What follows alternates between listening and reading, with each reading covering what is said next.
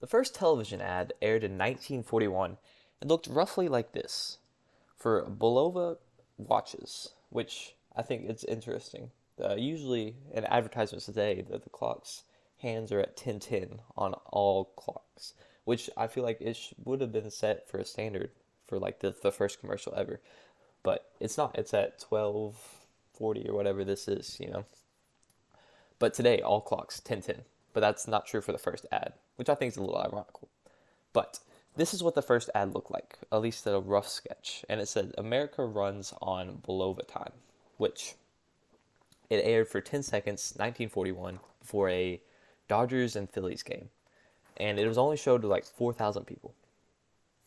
So how did we get to today, where there's thousands of ads shown to millions of people, um, and millions of dollars put into this industry of advertisement?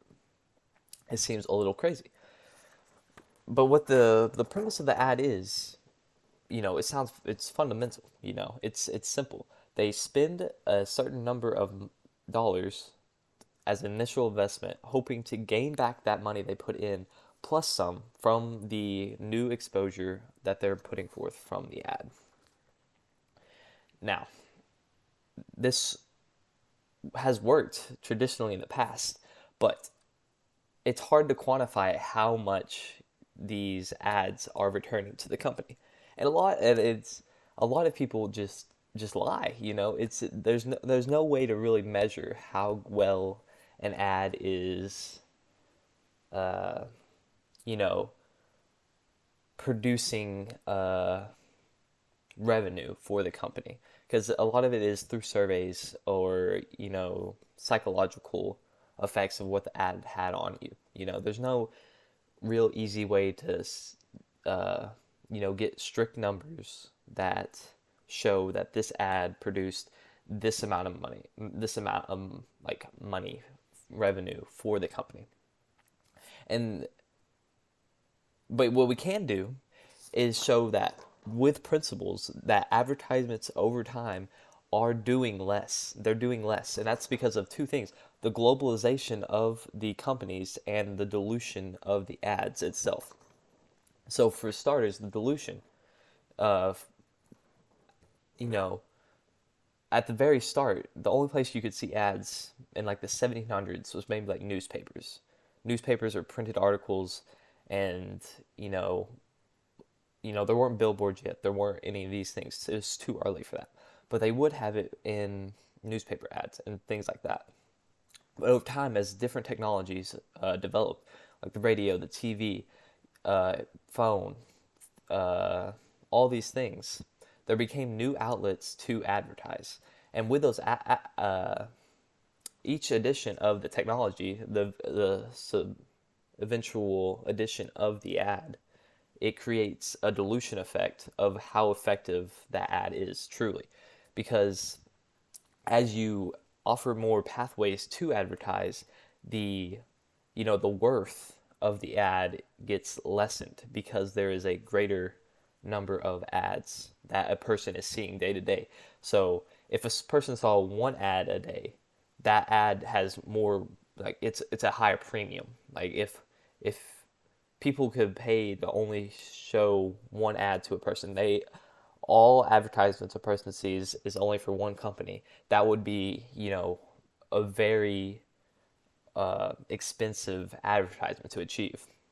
And that's not how it works. You see all types of ads. You see ads for cars, for food places, for drinks, for movies, everything. Every industry, you'll see an ad for it. Pharmaceuticals, all of that.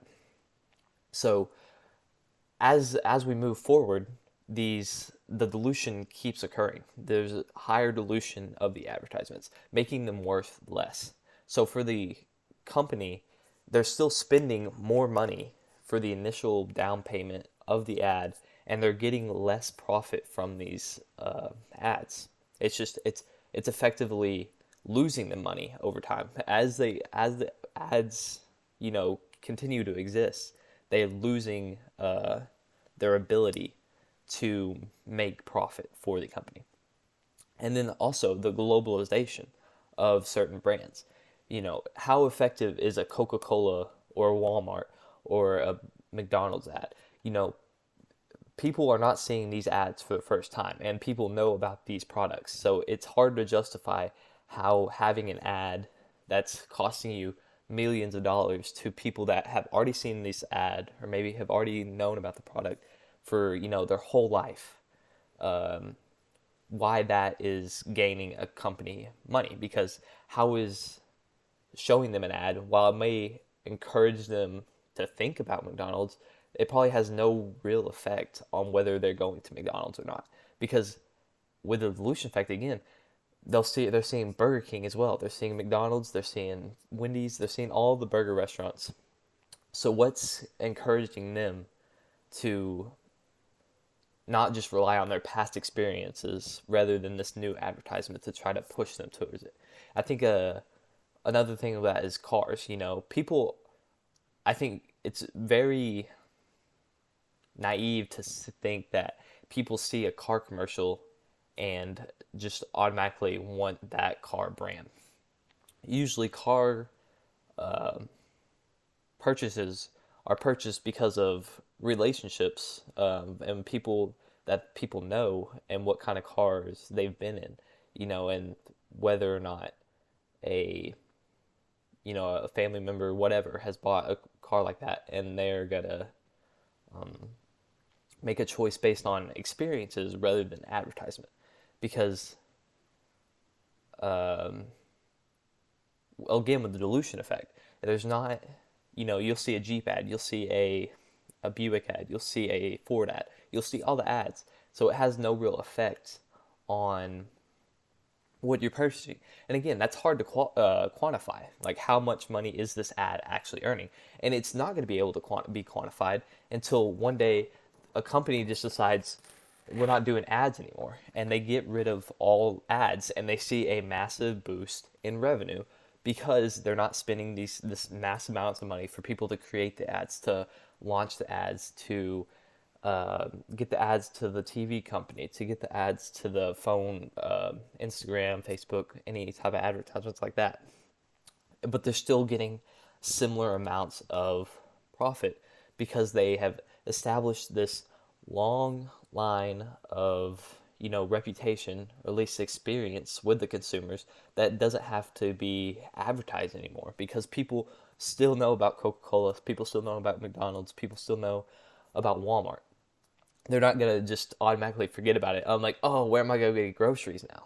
They're not just gonna change just because they don't see a Walmart ad. Doesn't mean they're gonna go to Kroger now because they saw a Kroger ad necessarily. Because they've shopped at Walmart their whole life. There's no need for the ads. And once a company starts to do this, or these major companies that realize that, oh, the money we're getting, putting towards these ads could actually just be mass amounts of profit for our company if we just don't do advertisement. That is going to have real world impacts on, the consumer. Mostly the consumer is only hurt by, there's going to be a lack of ads, but there's going to be a lack of services. The services that were built around advertisements, like TV, streaming,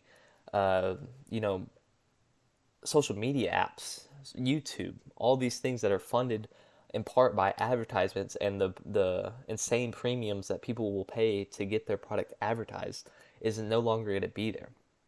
And it's going to result in, like, NBA is not going to be as large anymore. The players are not going to get as much money. The YouTubers aren't going to get as much money. Twitch streamers aren't going to get as much money. It's these, kind of outliers of, the professional society, of these jobs that get paid, massive amounts of money because of the companies once, for the past 50 years of wanting to be advertised and having to, pay these premiums on advertisements of things that people have a general interest in watching, like YouTube videos and basketball games, football games, baseball games, things like that. It's like the first ad ever, it was on a baseball game, But that's going to have lasting impact. It's going to completely shut down, like, most of the professional side of, making YouTube. That's no longer going to be a job, It's no longer going to be Twitch streaming, you can't get money unless from like gifted. And even then, it's hard for Amazon to run the company when it has no advertisements at all that are gaining it money. And it's a severe problem that when companies realize it's gonna crash, and the bubble's gonna burst, and it's gonna crash everything because the companies are gonna finally wisen up and realize that the the amount of money put towards these ads is just it's unequivocally a loss of money, because it creates a product for this advertisement, but it's just losing money. It's not serving its function. It's a it's like a it's an old tool, but we're trying to use it in the new world. You know, it's like how devastating World War II was because of all the new technology that people just hadn't adjusted for you know uh, war. So they would use old techniques for these new tools that would led to like just terrible strategies for fighting war. And that's what it's going to be like. It's going to the new times finally catches up because people already don't like advertisements. It's not like it's a enjoyable experience for the consumer. They would prefer no ads. They don't like watching ads. But the amount of money that they're but it's like a necessary evil to get like these services that people enjoy watching. And uh, but when that bubble bursts, it's gonna have terrible implications for even the marketing. Like marketing people are just out of so much money. It's just the whole premise of marketing is going to be, or at least advertisement in that way, is going to be shrunk down. It's going to have no longer an impact, and what can be done in small teams. And especially with like kind of the appearance of like social media, like you can have advertisement campaigns with little to no money put into this. It doesn't have to be these huge advertisement commercials and whatnot to achieve an impact on the consumer. So that's kind of the thing. That's what I got to say. I'm calling my shot that this is the next next financial burden that we're gonna have to overcome as the consumer. But that's my thought. And I'm not a finance major. I'm not a marketing major. I'm not a economist. But it's just the value of the ad is so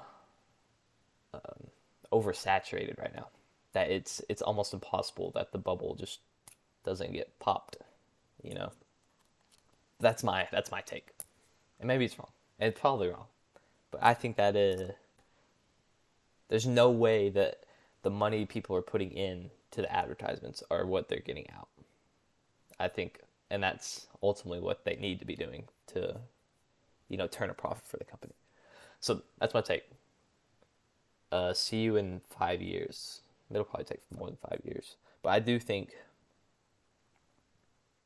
a company, a large company will eventually do this to show that, to see what it works. Because again, there's no way a lot of marketing people, I feel like, are just lying. They're just making up numbers. Like they can just make up numbers to say this is how much this is making for us, which, again, I don't know what I'm talking about at all. Not an economist or whatever the proper title is to just be an expert on this. But there's no way that the money put towards advertisements is gaining a profit, and it's a old technique that is going to begin to fade out. And I think another thing like that is the Walmart is going to go to order only. What do they call it? Pickup. Pickup. Yeah, pickup. Walmart pickup. They're gonna shift from allowing people to going into the Walmart stores and just going to be a pickup only to lower the amount of crime or just theft from Walmarts, which I don't like. I like going into Walmart and looking around for food, but I think that is like the next major move in like the shopping sphere.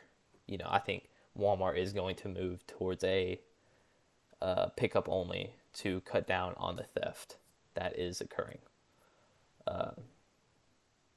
Yeah, that's second shot. If I make the first one, second shot. But yeah, that's all I got. Cinema, not Scorsese. Uh, that's all I got.